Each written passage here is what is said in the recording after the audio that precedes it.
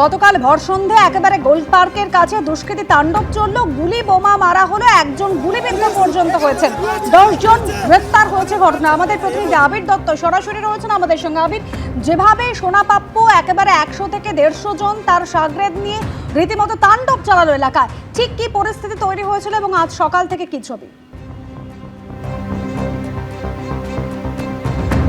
দেখো, শুরুতেই তোমায় জানাই যে এই ঘটনায় 10 জনকে গ্রেপ্তার করা হলেও মোট 3টি মামলা রুজু করা হয়েছে। প্রথম যে মামলাটি সেটি পুলিশের তরফ থেকে স্বতঃপ্রণোদিত মামলা করা হয়েছে পুলিশের গাড়ির ভাঙচুরের ঘটনায়। আরও 2টি মামলা হয়েছে। যে দ্বিতীয় মামলাটি সেটি বাপি হালদার এবং আদার্স, বাপি হালদার ও আদার্স তাদের নামে হয়েছে, এবং তৃতীয় যে মামলাটি সেটি বাবু সোনা অ্যান্ড আদার্স তাদের নামে হয়েছে। এবং এই যে 3টি মামলা হয়েছে সেই 3টি মামলার পরিপ্রেক্ষিতে যেটা জানা যাচ্ছে, এখনো পর্যন্ত গতকালকে যে কাকুলিয়া রোডে যে ভর সন্ধ্যেবেলা গুলি বোমার যে ঘটনা, সেই ঘটনায় গুলির খোল উদ্ধার হয়েছে। এবং শুধুমাত্র তাই নয়, তার সাথে সাথে যেটা জানা যাচ্ছে যে এক ব্যক্তি, তার নাম গণেশ দাস, তার পায়ে গুলি লেগেছে এবং আরও 3 জন আহত, মোট 4 জন আহত এই ঘটনায়। এবং গণেশ দাসের লিখিত অভিযোগের ভিত্তিতেও এই 3টে মামলার মধ্যে একটি মামলা রয়েছে। শুধুমাত্র কি পিকনিক থেকে ফেরার পরে একটি জায়গায় গন্ডগোল, তার জেরে এই ঘটনা, নাকি এর নেপথ্যে অন্য কিছু রয়েছে, সেই বিষয়টা খতিয়ে দেখা হচ্ছে। ইতিমধ্যে সিসিটিভি ক্যামেরা এলাকার সেগুলো সংগ্রহের প্রক্রিয়া চালানো হয়েছে। এবং এই ঘটনার পর ক্ষোভে ফেটে পড়েছিলেন এলাকার কিছু মানুষ, এবং সেই যে ক্ষোভ, সেই ক্ষোভের কিন্তু তারা জানিয়েছিলেন যে কিভাবে এলাকা দখলের জন্য এই গন্ডগোলের সূত্রপাত। তাহলে এই এলাকা দখল কোন হিসেবে বা কোন পরিপ্রেক্ষিতে করার একটা চেষ্টা চলছে, সেই বিষয়গুলোও দেখা হচ্ছে বলে জানা যাচ্ছে। পুলিশের তরফ থেকে এখনো পর্যন্ত বিভিন্ন জায়গাতে তল্লাশি অভিযান চালানো হচ্ছে। 10 জনকে যাদেরকে গ্রেপ্তার করা হয়েছে, ওতপ্রোতভাবে তারা এই ঘটনার সঙ্গে জড়িত বলে পুলিশ সূত্র থেকে জানা যাচ্ছে। ধন্যবাদ আবির।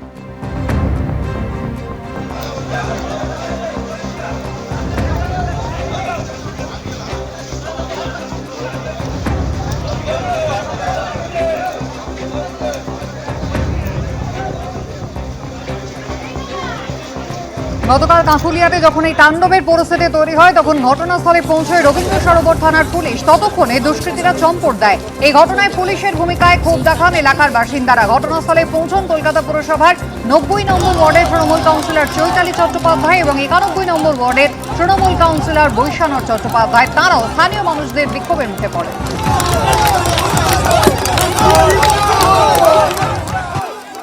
অন গ্রাউন্ড এটা আমরা দেখছি, যা ঘটনা হয়েছে আমরা সমস্ত ঘটনাগুলোর আমরা খতিয়ে দেখব, যা ফ্যাক্টসগুলো আছে আমরা কেস করব, and very strong action will be taken against anybody who is involved into it. Injured কজন আছে?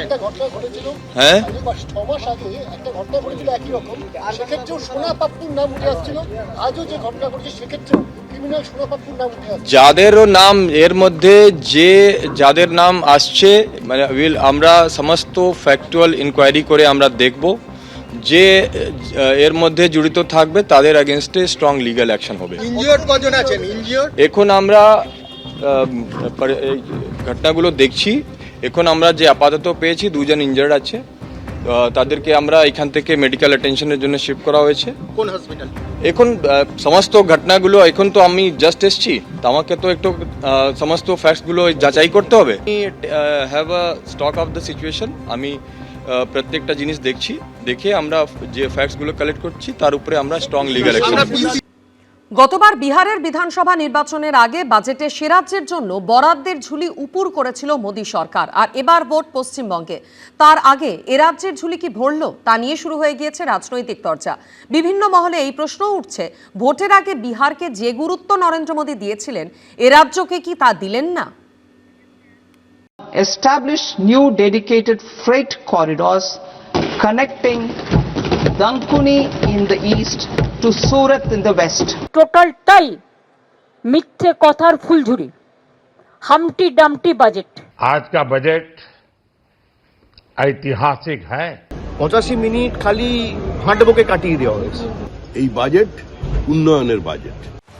আর কয়েক মাস বাদেই পশ্চিমবঙ্গে বিধানসভা ভোট। তার আগে মোদী সরকারের বাজেট পেশ করলেন নির্মলা সীতারামন। কিন্তু পশ্চিমবঙ্গ কি পেল? তাদের ঝুলি কি ভরল? রাজ্যবাসীর আশা কি পূরণ হলো?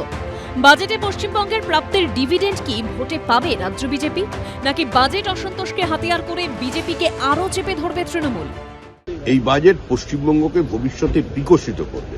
এটা সম্পূর্ণ বঙ্গ বিরোধী, বাংলার প্রতি বিমাতৃসুলভ বাজেট। গত বছর বিহারে বিধানসভা ভোট ছিল, তার আগের বাজেটে বিহারের জন্য ঝুলি উপুর করে দিয়েছিলেন নরেন্দ্র মোদী। বিহারের জন্য national institute of food technology, Patna বিমানবন্দর সম্প্রসারণ, 4টি নতুন গ্রিনফিল্ড ও ব্রাউনফিল্ড বিমানবন্দর, আইআইটি পড়ুয়ার সংখ্যা বাড়ানোর জন্য পরিকাঠামো উন্নয়নে অর্থ বরাদ্দ এবং বিহারে মাখনা চাষিদের উন্নয়নের জন্য বিশেষ বোর্ডের মতো গুচ্ছ গুচ্ছ প্রকল্প ঘোষণা করেছিলেন নির্মলা সীতারামন। তার আগে 2024 সালে লোকসভা ভোটের পর সরকার গড়তে মোদীকে সাহায্যের হাত বাড়িয়ে দিয়েছিলেন চন্দ্রবাবু নাইডু। এরপর বাজেটে অন্ধ্রপ্রদেশের জন্য 15,000 কোটি টাকার বিশেষ প্যাকেজ দেয় মোদী সরকার। এই প্রেক্ষাপটে পশ্চিমবঙ্গে ভোটের আগে মোদী সরকারের বাজেটের দিকে নজর ছিল সবার।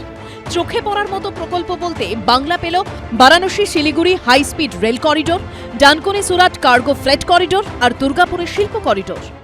In order to promote environmentally sustainable passenger systems, we will develop 7 high-speed rail corridors between cities as growth connectors, namely Mumbai to Pune, Pune to Hyderabad, Hyderabad to Bengaluru, Hyderabad to Chennai, Chennai to Bengaluru, Delhi to Varanasi, Varanasi to Siliguri. For Bengal, what they have given? Nothing. Talking big. কিছু দেয়নি। যে freight করিডোরের কথা বলেছে ডানকুনি থেকে, ওটা আমার railway বাজেটে 2009 I placed the budget. There you will see I have mentioned about Dankuni and Amritsar. তাহলে কি ভোটের আগে বিহারকে যে গুরুত্ব নরেন্দ্র মোদী দিয়েছিলেন, পশ্চিমবঙ্গকে দিলেন না? বিহারের ক্ষেত্রে সত্যি আমরা দেখেছিলাম যে এমন অনেক কিছু ঘোষণা করা হয়েছে যাতে বিহারের যে মানুষ তাদের মনে একটা উৎসাহ তৈরি হবে, উদ্দীপনা তৈরি হবে এবং সেখানে তো তারা ক্ষমতাতেই ছিলেন জোটসঙ্গী হিসেবে। পশ্চিমবঙ্গে অন্তত আপাতদৃষ্টিতে যে লড়াইটা, সেই লড়াইটা বিজেপি এবং তৃণমূলের মধ্যে এত সেটিংয়ের কথা বাদ দিয়েও, ফলে সেই জায়গায় যে লড়াইয়ের প্রশ্নে মনে করা হয়েছিল যে কেন্দ্রীয় সরকার এমন কিছু ঘোষণা করবে যে ঘোষণায় বাঙালি উদ্বেলিত হবে। বিহারে আমাদের সরকার ছিল, ঘোষণা করলে সেটা ইমপ্লিমেন্ট করার জায়গা আছে। বাংলায় তো ঘোষণা করে কোনো লাভও নেই। আমাদের সরকার যখন তৈরি হবে তখন বাংলার জন্য আলাদা বাজেট হবে। বাজেটের প্রাপ্তি অপ্রাপ্তির কোনো প্রভাব কি বিধানসভা ভোটে পড়বে? উত্তর মিলবে কয়েক মাস বাদে। বিজেন্দ্র সিংহ, অনির্বাণ বিশ্বাস ও ঐশী মুখোপাধ্যায়ের রিপোর্ট, এবিপি আনন্দ। বাজেট পেশ করলেন কেন্দ্রীয় অর্থমন্ত্রী নির্মলা সীতারামন। বাজেট পেশ হলো দিল্লিতে, আর তার আঁচ এসে পড়ল বাংলায়। জুড়ে গেল বাংলার বিধানসভা ভোট। বিরোধী দলনেতা যখন কেন্দ্রীয় বাজেটকে স্বাগত জানালেন, তখন কেন্দ্রের মোদী সরকারকে কটাক্ষ করে মমতা বন্দ্যোপাধ্যায় বললেন, ওরা জানে ওরা বাংলায় হারবে। বয় বাজেট, বয় বাংলা, বয় বিধানসভা ভোট, বয় বাকযুদ্ধ। বাজেট পেশ হলো দিল্লিতে, আর প্রত্যাশিতভাবেই সঙ্গে সঙ্গে তার সঙ্গে জুড়ে গেল বাংলার বিধানসভা ভোট। কে জিতবে, কে হারবে, বাজেটের নেগেটিভ প্রভাব কার ভোটযন্ত্রে পড়বে, পজিটিভ কার? দ্রুত বয়ের সঙ্গে জুড়ে গেল প, অর্থাৎ বাজেটের সঙ্গে পরিবর্তন হওয়া না হওয়ার কোনো সম্পর্ক আছে কিনা। এক কথায় এই বাজেটকে স্বাগত জানাতে পারি। পশ্চিমবাংলার জনগণকে বলবো, এপ্রিল মাসে বিধানসভা ভোটে এবারে পরিবর্তন আনুন। They know they will lose Bengal. They will lose in Bengal. উনি বুঝেছেন যে বিদায় আসন্ন, 26-এর নির্বাচন তৃণমূলের বিসর্জন, কালের দেওয়ালি হবে, কেউ বদলাতে পারবে না। মানুষ কি পেল কি পেল না, বাজেটে নরেন্দ্র মোদীর সরকার কি দিল, মমতা বন্দ্যোপাধ্যায়ের সরকার ভাতা বাড়াবে কি বাড়াবে না, লক্ষ্মীর ভান্ডার বাড়ানো হবে কি না, বাড়ালে কত? এখন এত প্রশ্ন, এত জল্পনা, এত চর্চা, তার কারণ একটাই, দুয়ারে ভোট। বাংলার মানুষকে অত্যাচারিত করে রাখে। বাংলার 10 কোটি মানুষকে যদি কেউ বাংলাদেশি বলে বা বাংলাদেশি মনে করে, সেটা এই দেশের প্রধানমন্ত্রী, এই দেশের স্বরাষ্ট্রমন্ত্রী, এই দেশের অর্থমন্ত্রী মনে করে। তারা বাংলার জন্য কোনো রকম কোনো বরাদ্দ বা কোনো রকম কোনো প্রতিকার বা আর্থিক প্যাকেজ বা সমাধান কিছুই আনেনি এ বাজেটে। আমরা জানি তৃণমূলের ছানির অপারেশনটা জরুরি, কিন্তু কানেও যে সমস্যা এটা আগে বুঝে উঠতে পারি। দুর্গাপুর, শিলিগুড়ি ডানকুনি, এগুলো কোথায়? মঙ্গল গ্রহে? আমজনতার বাজেট কোনোদিনও ঠিক হয় না। খরচ বেশি, আয় কম বরাবর। তাতে আর কবে কি এসে গেছে রাজনীতিবিদদের? তারা বরাবরই ভালো ভালো কথা বলে ভোট নিয়ে যায়, সে যে দলেরই হোক না কেন। তাদের নিজেদের ভোটের বাজেট ঠিক থাকলেই হলো।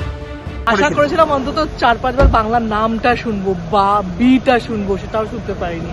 সুতরাং ইলেকশন সামনে, তাতেও একটুও কিছু দিল না। বাংলাকে বঞ্চিত করতেই থাকছে, আগামী দিনে করবে। এই বাজেট তো পশ্চিমবঙ্গকে আরো বিকশিত করার বাজেট, কিন্তু এটা হবে না। আসল বাজেট হবে সেটা হবে মে মাসে, এই সরকারটাকে বিসর্জন দেওয়ার পর বিকশিত ভারতের সঙ্গে বিকশিত পশ্চিমবঙ্গের বাজেট। সব দলই দাবি করে তারা মানুষের বাজেট করে কিংবা ক্ষমতায় এলে করবে। তা করলে অবশ্য এতদিনে জনসাধারণের বাজেট ঠিক হয়ে যেত। এবিপি আনন্দ। এবিপি আনন্দ, এগিয়ে থাকে, এগিয়ে রাখে।